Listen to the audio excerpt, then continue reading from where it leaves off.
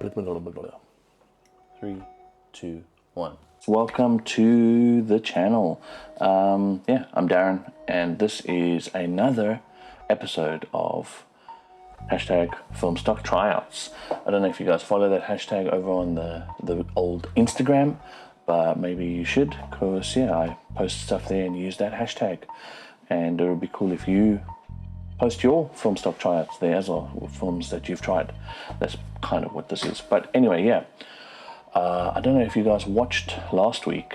It was really cool. I did a live Q&A with Fiona Hayes. She's just a super experienced art director, designer, consultant, lecturer, and she's worked with the likes of Vogue and GQ and just a massive range of huge brands, magazines, publications. And I just had a Q&A with her about getting your work seen by art directors and pursuing a commercial career. So that was really cool. If you haven't watched that, it's definitely something you should be watching, I think, if you have any interest in pursuing commercial photography work or just art work, if you're an artist, or even just figuring out the best ways to present your portfolios. So that's pretty cool. Check it out. I'll put a link. It will pop up here somewhere, but also I'll try to put a link in the description below for anyone that ever does wander down to the descriptions. So what are we talking about today? A film that I really enjoy. Metropolis. Is it focusing? Oh yeah, there it is. Nice. Lomochrome Metropolis. The color on the wrapper lies. It's not that bright. It's actually quite desaturated, and that's kind of the vibe of this film. Is desaturated with a decent punchy contrast with some pops of silvers and golds. So not really like bright Lomo, but desaturated, and it's pretty cool. So let's get into it. Let's go at the first obvious avenue exit sign, I guess. Desaturation Baby.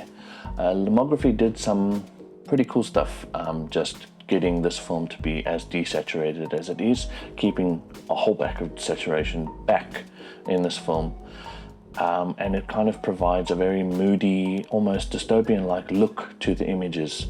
I found that in certain scenarios it works well for portraiture, but not all that much, because in portraits you want to have that saturation to make out your subjects really well and to distinguish between the backgrounds. But sometimes it works well. It shines where it does shine, I think, and I think where Lomography thinks is when composed with architecture and cityscapes in the shot, hence the name Metropolis. And that's what I where I shot it. Speaking of Metropolis, went to one of the world's largest, which is actually just 20 odd minutes by train away from here, Shanghai. I went to Shanghai with my wife's parents for a bit for her birthday, and I took some film along, and shot this in Shanghai, and I really enjoyed the results, and I hope you enjoy them as they go past. So the desaturation is really cool, but I think that with that dystopian look, you kind of have to be mindful of how you're shooting it, what subjects you're shooting, and how you're framing them up. I think having a lot of negative space around your subject doesn't work very well for this film. Because of the desaturation, it kind of will not stand out so well. So I think that architecture and cityscapes with the lines and the shadows and stuff will work really well. And that will lead me on to my next point, the Shelly of contrasts. And if you understand that reference, that shows what I've been rewatching lately. And if you know what show I'm referring to, let me know in the comment below. I believe one of the greatest shows of the last couple years. I'm a big fan, and rewatching it I think for the third time. So anyway, Metropolis has or it's foretold that it has punchy contrasts, and I think that, like Nate Shelley, it does, but then it also contrasts with itself in that sometimes it is very contrasty, and then sometimes it's not, it's flat, the images are quite flat. And that's something that I actually really struggled with when I was trying to just color correct once I had put it through Negative Lab Pro, just trying to get all the images to a base level and trying to get the colors and the look right. It was something that I struggled with because some images didn't have any contrast and then some had some natural contrast. So in these shots that I'm going to be showing you now, the contrast is very evident. The subjects stand out quite strongly against the backgrounds, and that might be because of their clothing or because of shadows and light. And I think that that is what I'm trying to get at here, is that the natural lighting with rich natural contrasts help bring about these images with the contrast. I think what Metropolis does is it takes what's in the scene, the contrast that's there, and accentuates it a bit, but it can also remove some of the contrast in color, and I'll get to that later. So yeah, when the skies are beautiful and bright, if you're outside shooting and there is some natural light with good shadow, not overcast, just decent bright sunlight, you get some really beautiful natural contrasts and shadows and light highlights that stand out really, really well on Metropolis and on most films. But when they're overcast, glum and grey, it leaves the images quite flat, and it's very difficult in post-processing to try accentuate any of the contrasts that are there, because there's not even contrast in color. And that's kind of a big point that I'm trying to make with this, is that with the desaturation of Metropolis, the colors don't contrast so easily or readily against one another, so you're kind of relying on the light, the contrast in light, to do that work, to do that heavy lifting. So what I will try and do is go to my next point. Yeah, mustache look, and that was kind of me trying to be clever and make a play on a must-have look, but also a play on Ted Lasso because he has a mustache, and that's the show. But anyway, also, by the way, keep a lookout for the secret phrase. One of you people who comment the secret phrase will get a roll of film sent to them. We don't know what film, I don't even know yet, but yeah, if you comment the secret phrase below and something you really enjoyed about this video or didn't enjoy, I'll try and get you a roll of film. But anyway, yeah, Metropolis definitely has an interestingly unique look, a mustache look. It is something that I believe is a must try, and sometimes it works really well and then sometimes it doesn't, like a mustache. Am I saying that weird? Is it mustache or mustache? Yeah, it depends greatly on the scene and how it's composed and lit, and that's referring back to the light and natural contrast that I was speaking of. I think Metropolis works well with decently bright days where there's a good amount of natural contrast and lighting. When shot in low light with minimal color separation, the subjects tend to blur into a singular darkish bronzy green, and that what this film does really well is accentuate the natural lighting contrast that is already there.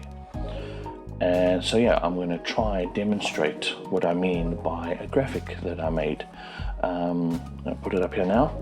So the first two blocks, you'll see at the top there's 3 sets of blocks. The first 2 blocks are rich in saturation, they have a strong saturation, and the contrast is immediately apparent. You can see the 2 colors, you can make out the line, the contrast, the separation between them very, very easily. The second set of blocks both have reduced saturation, and their contrast, I said that like an American, their contrast is still really apparent because they're opposing colors, they're contrasting colors, but it's much more difficult to make out the contrast. The line between them kind of gets a little bit blurred because there's less saturation in them. Then the third set of blocks, they both have reduced contrast, but there is a separation, a line, a highlight running through, if you will, of red, a brighter red which has more light and more saturation, and that helps to contrast the 2 colors and make out that contrast a lot easier. and then the blue block has slightly more saturation, more light, if you will.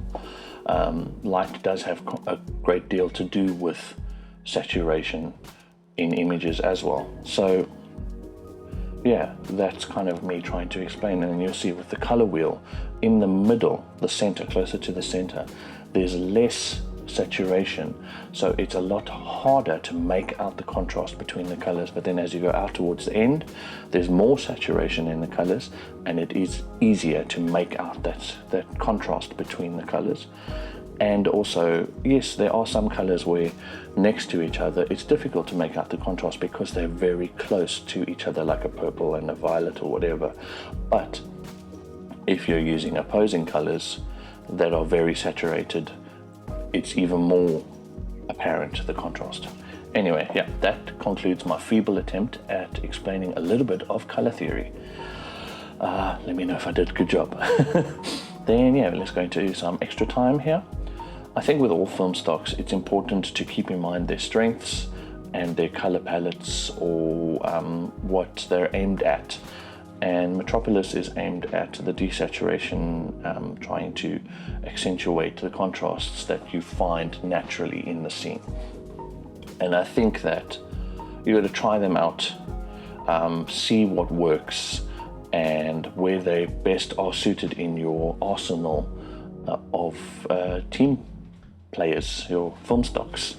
And that's kind of what I'm trying to do with random internet videos that I make, is I am trying to try out all the films that I can find and just share my results and thoughts about them so that you guys can see their strengths and weaknesses.